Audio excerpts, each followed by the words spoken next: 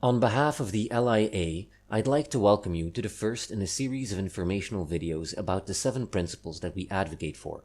But first, a note about our channel. It is our hope, in time, to produce more educational content, as well as more engaging pieces in regards to the things we care about and our core 7 principles. We do have some projects in the pipeline as we speak, specifically aimed at filling this niche, but they will take time and effort, both of which we are hard-pressed to ask for more of from our hard-working volunteer staff. Still, they and we are all doing our best, and in the meantime we hope to offer you all a series of smaller, more uniform videos that get into the nit and grit of what we're about, as well as what we believe in. In that spirit, please enjoy part 1 of a 7-part series, Putting Principles into Perspective, Volume 1, Freedom of Speech. What do people mean when they say freedom of speech? Freedom of speech means many things to many people. To best understand the principle that the liberalists speak in defense of, it is important to understand the context in which that principle first arose. In the history of ancient Greece, kings and tyrants once ruled over the common people. However, this changed in 580 BCE when the right to choose a ruler was given to all land-owning citizens in Athens. With this newfound democratic right to vote, soon after came the ability to speak freely without fear of undue censorship. There was, of course, no strict boundary on speech at the time that we know of, and from the ancient graffiti on the walls of Pompeii, we can infer that the ancient Greeks were quite bawdy in their day-to-day sobriquet, at least as much as we are, by a relative standard. Of course, this would eventually change with the death of Socrates in 399 BCE, wherein freedom to speak one's mind in question was no longer valued nearly as much, and following that, further Roman conquest of Athens would lead to a new Roman Empire, which eventually fell apart.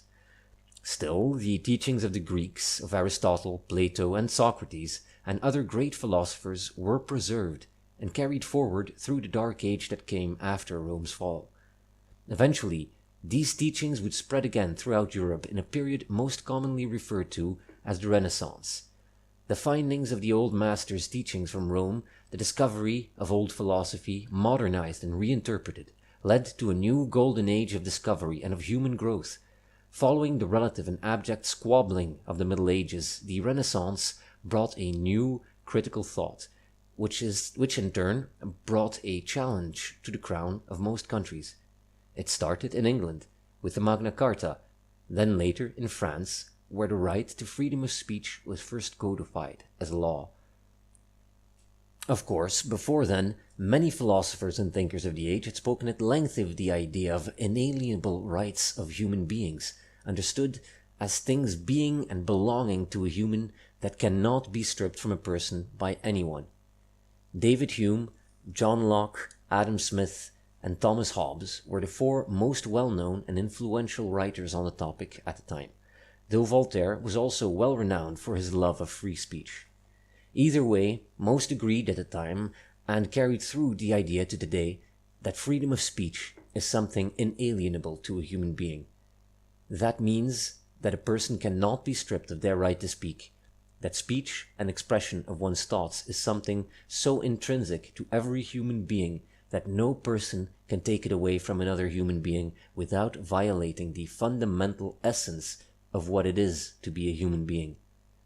What makes us different from other animals, indeed what makes us different from any other thing we have thus far encountered, is our ability to effectively communicate ideas, understand them, challenge and interrogate them, and discern which ones work best. This tool we have used as a means of propelling ourselves out of the muck of abject poverty and ruin, out of war, into the most peaceful and most prosperous period of our history to date. Only humans have proven capable of this, and only because we allow ourselves the ability to speak freely and hear things that we may not like, that we might challenge them if they are wrong, or accept them if they are proven true, despite our dislike of them. Reality, fragile as a concept as it may be, cares little of how we feel, and it will be what it will be, regardless of our feelings on what it ought to be. Now, of course, many people fixate on the idea that freedom of speech means just being able to say whatever you want without the government intervening to punish you. This is not entirely inaccurate, but the root of the principle comes from a much more important foundational idea, the pursuit of truth itself. In whatever way we can come to understand it, comes from our ability to interrogate the ideas of others. Without speaking our minds, we cannot come to understand the truth, or at least our best approximation of it, and so we then give our thoughts and freedoms to our censors, rather than think and pursue the truth on our own. John Stuart Mill, another great thinker from the Enlightenment era, spoke of this in his most renowned work, On Liberty. If all mankind minus one were of one opinion, and only one person were of the contrary opinion, mankind would be no more justified in silencing that one person than he, if he had the power, would be justified in silencing mankind. Were an opinion a personal possession of no value except to the owner, if to be obstructed in the enjoyment of it were simply a private injury, it would make some difference whether the injury was inflicted only on a few persons or on many. But the peculiar evil of silencing the expression of an opinion is that it is robbing the entire human race still more than those who hold it. If the opinion is right, they are deprived of the opportunity of exchanging error for truth. If wrong, they lose the clearer perception and livelier impression of truth produced by its collision with error." End quotes. These rights were not so easily gained, as though a king might simply decree, "You can say what you like now." However, the changes necessary in society for individual freedoms did not come without significant amounts of fighting for those freedoms. Those in power, and specifically those who seek to keep and gain more power, whenever they take hold, always try to exercise their control over people. They do this by telling the public what they ought to think, what they ought to do, how they ought to act, rather than letting people decide this of their own volition. Sometimes this becomes a matter of necessity to help smooth over the undue friction of public interactions, but many times laws are enacted solely for the sake of encroachment on freedoms, as without freedom one's opponents cannot easily act against you. Freedoms are not so easily secured, and rarely do you find it any easier to keep them. Take a glance around and notice that all around there are people demanding that those who disagree with them have their rights infringed upon. See those, even in modern day, demanding their opponents be silenced for no discernible reason, and you will see an authoritarian forcing others to bow to their will.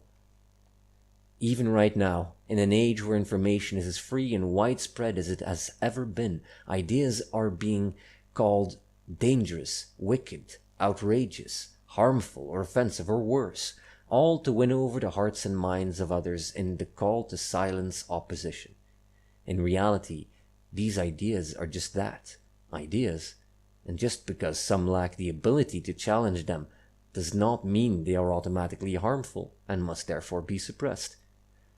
Another quote from Mill: "This, then, is the appropriate region of human liberty, liberty of thought and feeling, absolute freedom of opinion and sentiment on all subjects, practical or speculative, scientific, moral or theological. The liberty of expressing and publishing opinions may seem to fall under a different principle, since it belongs to that part of the conduct of an individual which concerns other people, but, being almost of as much importance as the liberty of thought itself, and resting in great part on the same reasons, is practically inseparable from it.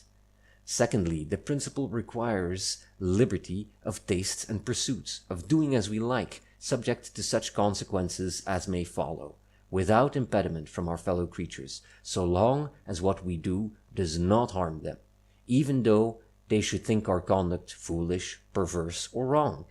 Thirdly, from this liberty of each individual follows the liberty, within the same limits, of combination among individuals, freedom to unite for any purpose not involving harm to others." End quote. To say that free speech must be a complete and total absolute is, however, perhaps a bit much. There are cases for a few logical restrictions on speech, which we have had to come to following years of debating the principle and understanding human nature.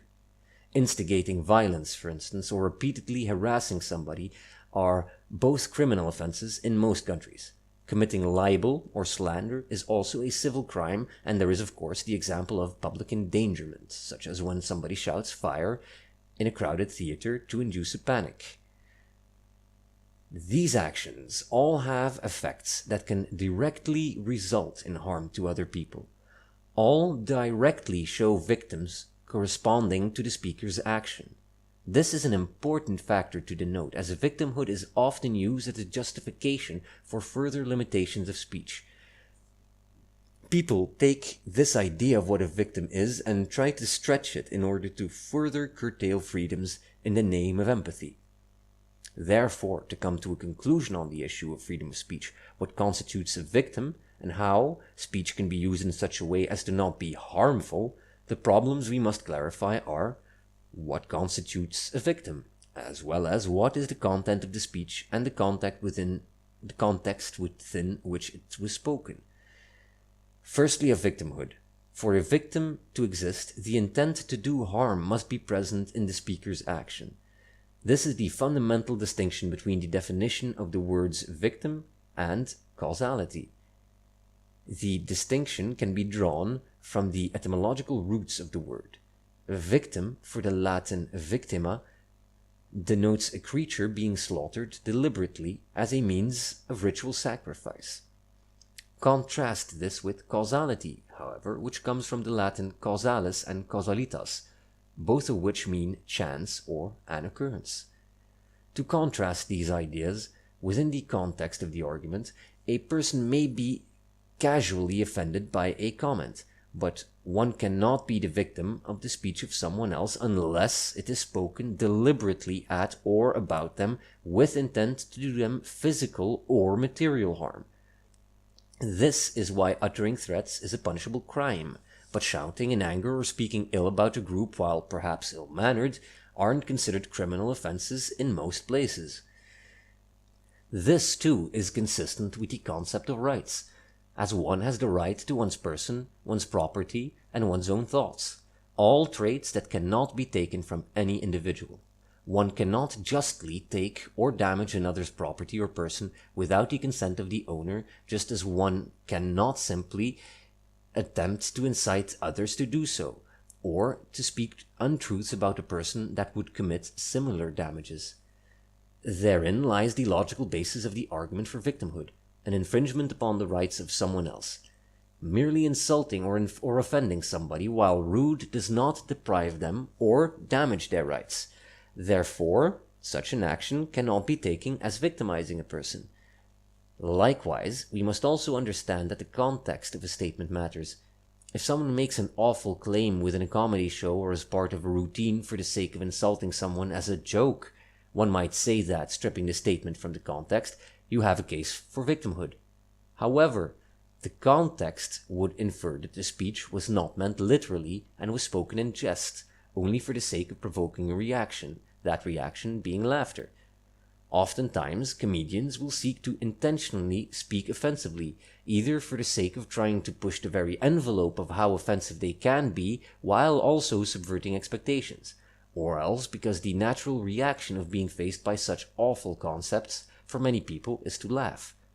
Comedy has always been a natural aid to humanity in navigating the darker and more brutal parts of our reality and our history. We have seen millennia of death, tragedy, and collective unexplained suffering. Life is chaotic and brutal, and causes terrible struggles. But it is comedy that can help us accept the burden of the worst of it all, and let us create something positive as a result. Without comedy, we have nothing but fear, and oftentimes it is the comedians that tyrants target first, because comedy is a powerful tool. One is not usually afraid of a person they can laugh at. Often there is very little reason to be. On the other hand, when you're no longer allowed to even laugh, to have fun, to poke or jest, you realize that your freedoms have been muted. and that there are powers at work preventing you from expressing what you'd like to say. This is the litmus test for when a society overreaches its reasonable bounds. When comedians are trampled under the boot of the state, it is a surefire warning that your freedoms are at risk. To summarize, freedom of speech is the means to pursue and speak the truth, and in doing so, secure the rights we are guaranteed by the expression of truth. It is not fundamentally absolute, for all rights end where the rights of others begin. Intent and context matter when it comes to judging these expressions, but no one retains the right not to be offended. Lastly, controversial speech, even if it is offensive, is the free speech we must fight to defend, for that which is freely seen as permissible by the standard of the day is never what will be challenged first. Only when the window of free expression is shut bit by bit will popular opinions be silenced over time. In closing, I leave you with this quote from philosopher Karl Popper's book The Open Society and Its Enemies. The true Enlightenment thinker, the true rationalist, never wants to talk anyone into anything. No, he does not even want to convince. All the time, he is aware that he may be wrong. Above all, he values the intellectual independence of others too highly to want to convince them in important matters. He would much rather invite contradiction, preferably in the form of rational and disciplined criticism. He seeks not to convince, but to arouse, to challenge others, to form free opinions. The script for this video was written by Shane Armstrong, editing and voicing done by Rembert Muziek. Thank you all very much for watching, and we will see you next time.